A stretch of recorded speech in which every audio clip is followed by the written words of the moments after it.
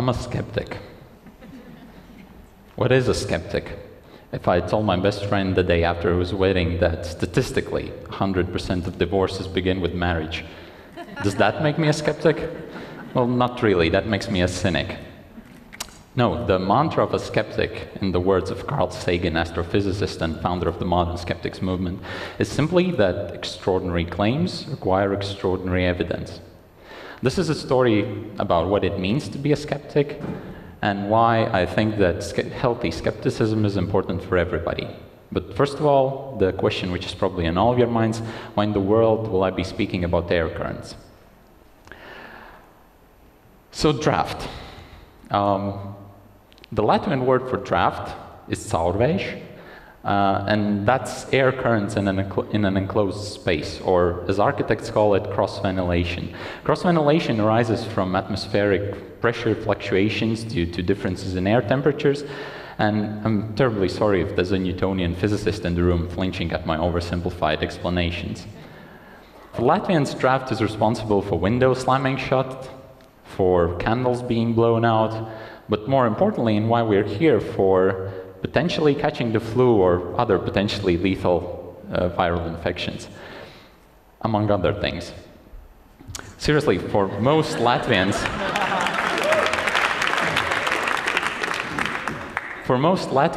they've either heard of or believe in this alleged causal link, which goes like this.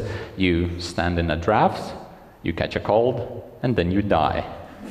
So I decided to research to either confirm or deny my own hypothesis, which was that this is bunk, that these claims have no evidence. See, there is a popular belief that Eskimos allegedly have somewhere from 1 to 17 to more than 100 words for snow. And if you do your reading, it turns out that scientists are still butting heads on this, and scientists butting heads is all fine and well, and we'll get to that.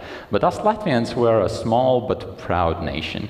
Proudly, I thought that caurvējš was our unique answer to Eskimo words for snow. I first skeptically thought about draft possibly almost 2 years ago at one of the informal events aimed at promoting science and critical thinking, which I co-organized. In a pub, I have to add, which is a model we borrowed from international skeptics organizations who've been doing it for more than 20 years. And our numbers are growing, but the particular evening's topic might have been astrology or quantum physics, I'm not sure anymore, but one guest approached me about an idea to do an event on domestic myths, and among these, draft was mentioned. Now, I admit, occasionally I can get preachy and self-righteous, and I thought, sure, I'd heard a lot of silly beliefs about draft, and I'd seen no evidence. And my American friends found the concept entirely unfamiliar. I thought I was being logical. I reasoned that it was next to impossible that we, mighty Latvians, have discovered the natural phenomenon which had for centuries eluded every other nation and culture in the world. Draft was a story after all, and to be honest, skeptics seldom do we get to tell a story rather than poke holes in one. I was psyched.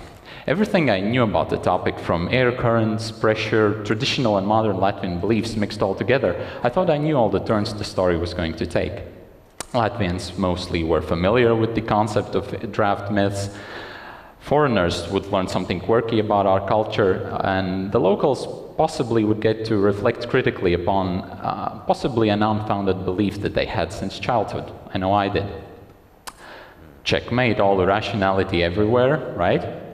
Well, obviously it wasn't as simple as that, and I think you can see where this is going. Soon it turned out, after initiating my research, was that all I knew about the topic was actually what little I had heard. I didn't know much more, in fact, than some of the silly beliefs, that the elderly really dislike draft for some reason, and that foreigners are mostly clueless about it. It had been a very dogmatic approach on my part from the very beginning. I was searching only for arguments supporting my own initial position. In other words, it was a classic case of confirmation bias. And it's funny, because with all my promotion of critical thinking for almost a decade, I really should have seen it coming. I was the one person who was supposed to know that this kind of approach can get you into trouble. I should have applied Occam's razor, the simple shortcut in logic, which states that the simplest explanation is usually the correct one. In my defense, though, skeptics are used to applying Occam's razor to claims such as civil aircraft or meteorological air balloons being mistaken for UFOs and flying saucers. And furthermore, in defense of my initial belief that the myth was unique to Latvia, some of our most deeply cherished poets have toyed with the notion in their works, such as Imants Ziedonis or Māra Zālīte. For me, this just confirmed the unique relation of the myth to Latvia. However, my hypothesis was turned on its head by one central finding, which was that Latvians are not alone, not by a long shot. It turns out that most European nations have quite similar beliefs about draft causing different sorts of illnesses, and actually it gets better if you look towards the east, or worse if you're feeling skeptical. In Romania, for example, the belief that drafts actually kill people on a daily basis is so widespread that, for example, according to one 2005 article in The Telegraph, if one was to open a window on a packed passenger bus on an extremely sweltering hot summer's day, all the other passengers would go nuts and ask for the window to be closed. Probably not too politely. But it turns out that it's the South Koreans who bring air ventilation myths to the next level. There's a widespread belief in South Korea that if one was to go to sleep in a room with a spinning fan, then that pretty much means likely or instant death. Well, there are several theories. One is that the breathable air gets circulated towards the ceiling. The other is that air gets ionized. Well, all these angry Newtonian physicists that we have in the room, they will tell you that it isn't and that it doesn't. Well, most of the Korean fan death myths say that people die from asphyxiation. So what happened? The Korean fan manufacturers started producing fans which automatically switch after some 15 minutes or so, and obviously they charge a premium for it. So they made a considerable profit off it. But it actually went as far as the country's Consumer Protection Agency mandating that all fans be sold with a warning label on them. At this point, obviously, somebody might ask, so what? Nobody takes drafts seriously anyway, and all the really weird, potentially harmful beliefs, they exist only in South Korea.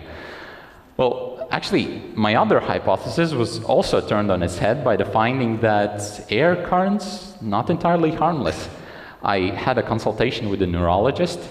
Seriously, I had a consultation with a neurologist about it, and it turns out that prolonged air currents, especially to the head and the neck region, like the ones you get from driving a car with an open window, can actually lead to severe nerve inflammation.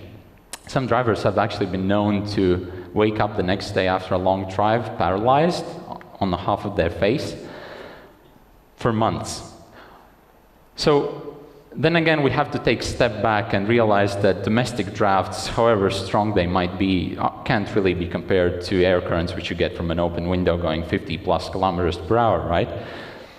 So yeah, it could be argued that draft really is all fun and games. And I mean, when I'm sitting on the front porch in my family's summer cottage in Garciems, reading a book, and from inside the house my grandmother shouts at me, "Edgars, close the door, there's caurvējš." I smile, and I close the door. And one might say, wait a second, in the case of draft myths, the traditional beliefs, all these weird, quirky myths, they were right where the skeptic was wrong, right? And yes, I personally was wrong, but then again, skepticism isn't a group of people, it's a method of evaluating evidence. And a method can't really win or lose, right? And I didn't pretend to have all the answers. Then again, I'm not doing a 180-degree flip and in a postmodern fashion acknowledging that everybody is entitled to their own truth, or that the truth is a middle ground.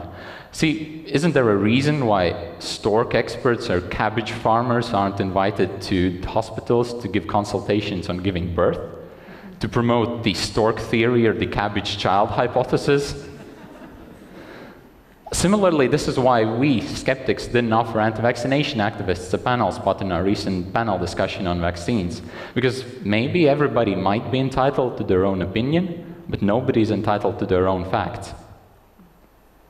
And if someone wants to evaluate the validity of some traditional Latvian beliefs, I'd really love to see some ethnographic research on it. Obviously, for some of these beliefs, myths, call them whatever you want, talk about self-evident, right? What I'm getting at is that in this particular case and overall, it's the method that's the winner, not a group of dogmas, regardless if it's dogmatic skepticism, dogmatic anti-vaccination sentiment, or dogmatic belief that drafts caused the flu. It was the method of arriving at a conclusion only after carefully evaluating the evidence that was available, which helped me identify my own cognitive flaws. And if I've learned a valuable lesson, then I call that winning. Don't we all have grandmothers with their black cats crossing the street, giving them bad luck? Or with horoscopes that they read, which foretell them the week that they're gonna have, along with 1/12 of the entire population? Don't we all have relatives and friends who we want to protect from health treatments that don't work, or online lottery scams? Obviously, what I'm getting at is, what I'm saying is, we are all skeptics. I'm not unique. And obviously, what I'm also saying is that the human brain is far from perfect. We think much less than we think we think. I know I do. I definitely didn't think that I was capable of committing such errors in judgment when I initially approached the topic. And also, we know more than we know we know. Deep down, in the very beginning, I knew I was no expert on drafts. But then again, I inquired, I interviewed people, I researched, and along the way, I learned a lot implicitly. So even though I didn't find anybody else right now, I just might be the resident expert on drafts. We've established that drafts, the domestic drafts, they really might just be all fun and games. But this is probably why scientists don't butt their heads on drafts, right? Instead, they're doing something a lot more worthwhile, such as tackling world hunger via GMO research, or trying to find health treatments that do actually work, such as developing the HIV vaccine. Meanwhile, remember that extraordinary claims require extraordinary evidence, the Carl Sagan quote? Well, this is what skeptics do. We tackle the extraordinary claims of every day, from consumer protection against products that don't work as advertised, or at all, in fact, to myths about your kids' health and about the environment. If I told you that I could deliver you a product, an investment product, which would give you 100% return on your investment in a year, wouldn't you be skeptical about it? Similarly, my only wish is that people are skeptical about somebody trying to tell you that they can foretell your future, or, for example, some of the alleged myths about vaccines. Thus, I invite everybody to challenge your own beliefs and convictions by simple curiosity. Dare to question, afford to be skeptical, afford to be unsure, and be more than that. Be more than the cynics. Be investigators. The skeptics are unlikely to say they have the whole truth. Instead, we don't merely doubt others. We inquire and try to spread what we've learned, just like the people at TEDx. Because in doing so, the greatest rewards, the lessons that you've learned, they will be and remain your own. Thank you.